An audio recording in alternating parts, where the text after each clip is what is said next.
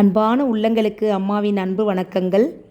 அன்பு ஒன்றே அனாதை சேனல்லேருந்து அம்மா உங்களை சந்திப்பதில் மிக்க மகிழ்ச்சி அடைகிறேன். இன்றைக்கி நாம் என்ன பார்க்க போகிறோன்னா தீப வழிபாடு. வாங்க வீடியோக்குள்ளே போகலாம். தீபம் ஏற்றி இறைவனை நாம் அன்றாடம் வழிபடுகின்றோம். ஏற்றுகின்ற தீபத்தில் நெய், நல்லெண்ணெய், விளக்கெண்ணெய், கடலெண்ணெய் இவ்வாறு நம்மிடம் இருப்பதில் ஏதேனும் இட்டு தீபம் ஏற்றுகின்றோம்.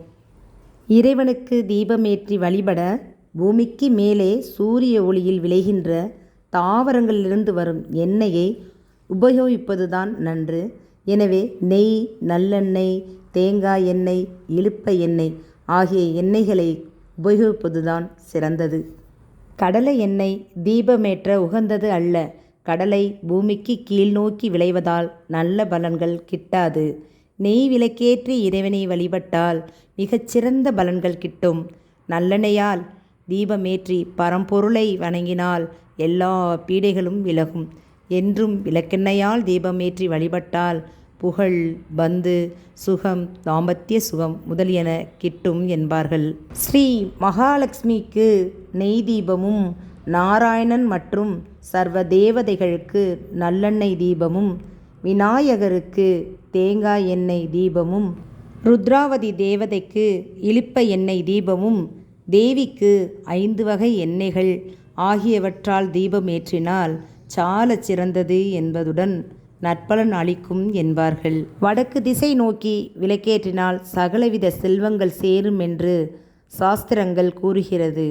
பஞ்ச உலோகங்களால் செய்யப்பட்ட விளக்கு, வெள்ளி விளக்கு, அகல் விளக்கு முதலியன பூஜைக்கு மிகவும் உகந்தவை. ஒருமுகமாக அமைந்த விளக்கு ஏற்றினால் மத்திய பலனே கிட்டும். இருமுகம் எனில் குடும்ப ஒற்றுமை ஓங்கும். மும்முகம் எனில் புத்திர சுகம் கிட்டும்.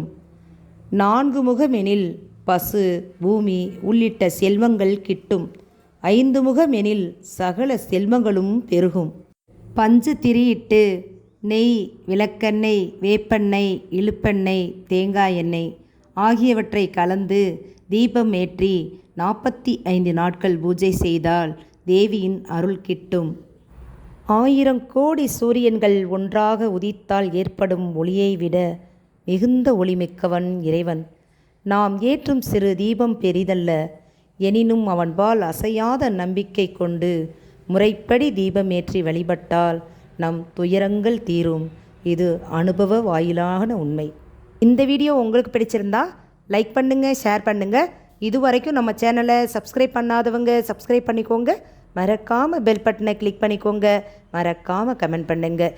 வாழ்க வளமுடன், வாழ்க பல்லாண்டு. நன்றி, வணக்கம்.